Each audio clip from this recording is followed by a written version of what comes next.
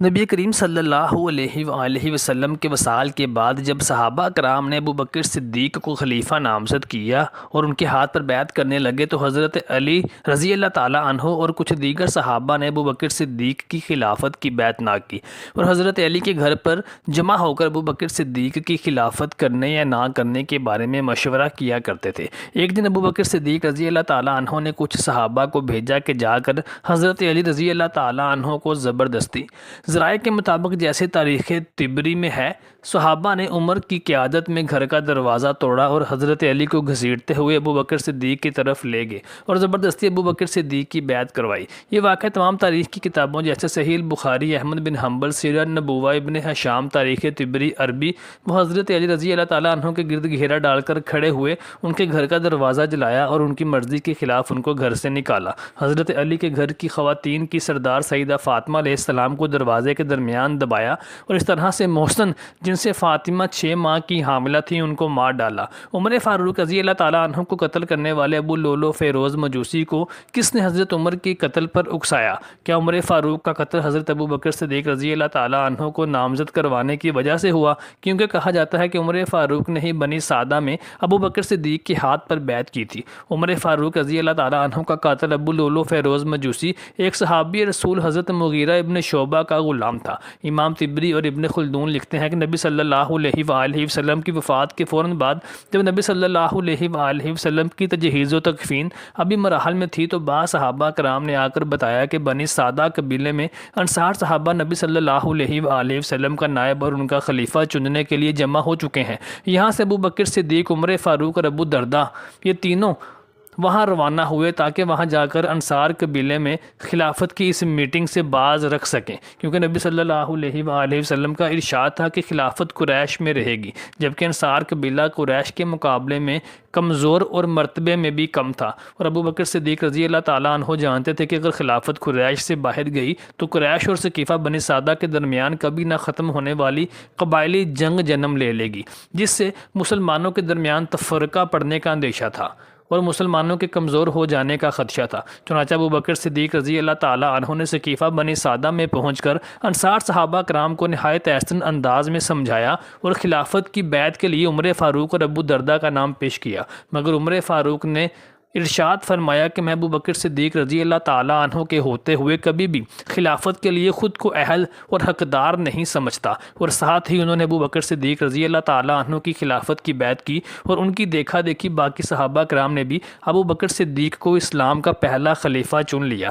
اہل تشیع کا اعتراض یہ ہے کہ ابو بکر صدیق اور عمر فاروق نے ملی بھگت کے ساتھ یہ ڈرامہ رچایا اور عمر فاروق نے پہلے ابو بکر صدیق کو خلیفہ نامزد کروا دیا اور پھر ابو بکر صدیق نے اسی پلان کے تحت اپنی موت سے چند دن پہلے عمر کو تخت خلافت پر فائز کر دیا، جبکہ اہل سنت کے مؤخذ بیان کرتے ہیں کہ ثقیفہ بنی سعدہ میں ابو بکر صدیق کی بیعت ہنگامی بنیادوں پر لی گئی تھی۔ اگر وہاں پر ابو بکر صدیق کی بیعت نہ لی جاتی تو مسلمانوں کے درمیان تفرقہ پڑنے کا اندیشہ تھا، جبکہ ابو بکر صدیق نے عمر فاروق کو اس لیے نامزد کیا کیونکہ عمر فاروق کے علاوہ اور کوئی ایسی شخصیت موجود نہ تھی جو خلافت کا بار گراں اپنے کاندھوں پر اٹھا سکتی، جبکہ اہل تشیع کا موقف یہ ہے کہ حضرت علی کے ہوتے ہوئے عمر فاروق رضی اللہ تعالیٰ عنہ کا خلیفہ نامزد ہونا ان کے ساتھ زیادتی ہے۔ ابو بکر صدیق رضی اللہ تعالیٰ عنہ کو اگرچہ مدتوں کے تجربے سے یہ معلوم ہو گیا تھا کہ خلافت کا بار گراں عمر فاروق کے سوا اور کسی سے نہیں اٹھ سکتا، لہٰذا آپ نے عمر فاروق کو نامزد کر دینے کا عزم کر لیا۔ اس نامزدگی سے متعلق آپ اکابر صحابہ کی رائے کا بھی اندازہ کرنا چاہتے تھے، تو اسی سلسلے میں آپ نے کئی صحابہ سے مشورہ کیا اور پھر لوگوں کو جمع کر کے کہا کہ آیا تم اس شخص پر راضی ہو جسے میں اپنا جانشین بنانے جا رہا ہوں؟ خدا کی قسم میں نے رائے قائم کرنے کے لیے اپنے ذہن پر زور ڈالنے میں کوئی کمی نہیں کی ہے اور اپنے کسی رشتہ دار کو نہیں بلکہ عمر بن خطاب کو اسلام کا جانشین مقرر کیا ہے، لہٰذا تم ان کی سنو اور اطاعت کرو۔ اس پر لوگوں نے کہا کہ ہم سنیں گے اور ان کی اطاعت کریں گے۔ یوں اس طرح سے صحابہ کرام لہ اجمعین سے مشورہ کرنے اور دیگر لوگوں کا بھی اس پر متفق ہو جانے کے بعد عمر فاروق خلیفہ بنے۔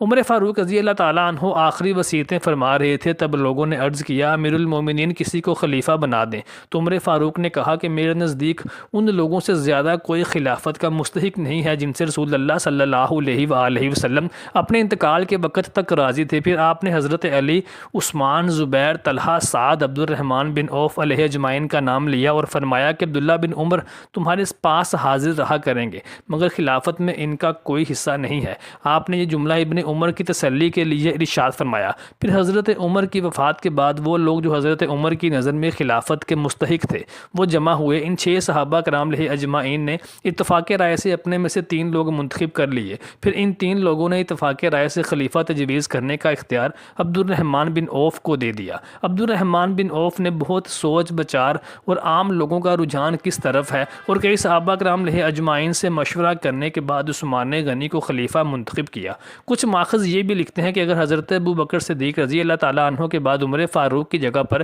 حضرت علی نامزد ہو جاتے تو مسلمانوں کے درمیان فرقہ بازی کسی حد تک کم ہو جاتی، لیکن جمہور امہ اور مسلمانوں کے اجماع نے جس شخصیت پر جمہور کیا انہیں خلیفہ منتخب کر لیا گیا۔ عمر فاروق رضی اللہ تعالیٰ عنہ نے اپنی وفات سے پہلے 6 صحابہ کرام کے نام نامزد کیے تھے، ان میں حضرت علی رضی اللہ تعالیٰ عنہ کا نام سر فہرست تھا، لیکن پھر ان 6 صحابہ کرام علیہ اجمعین کی کمیٹی نے عثمان غنی رضی اللہ تعالیٰ عنہ کو خلیفہ منتخب کر لیا۔ لیکن یاد رکھنے کی بات یہ ہے کہ حضرت علی رضی اللہ تعالیٰ عنہ نے کسی بھی خلیفہ کے خلاف کوئی قدم نہ اٹھایا، کسی بھی خلیفہ کی خلافت کے خلاف کوئی دعویٰ دائر نہ کیا، ان سے بہتر اور اہل حقدار خلافت کے لیے بھی نہیں، بلکہ حضرت علی رضی اللہ عنہ نے ہمیشہ تمام خلفۂ راشدین کے ساتھ مل کر ان کی خلافت کو مضبوط کیا اور ان کے ساتھ شانہ بشانہ کھڑے نظر آئے۔ ہاں، حضرت علی رضی اللہ تعالیٰ عنہ سے یہ بات ضرور ثابت ہے کہ انہوں نے خلیفہ اول ابو بکر صدیق رضی اللہ تعالیٰ عنہ کی خلافت کی بیعت 6 ماہ تک نہیں کی تھی اور سیدہ فاطمہ بنت محمد صلی اللہ علیہ وآلہ وسلم کی تیمارداری میں مصروف رہتے تھے،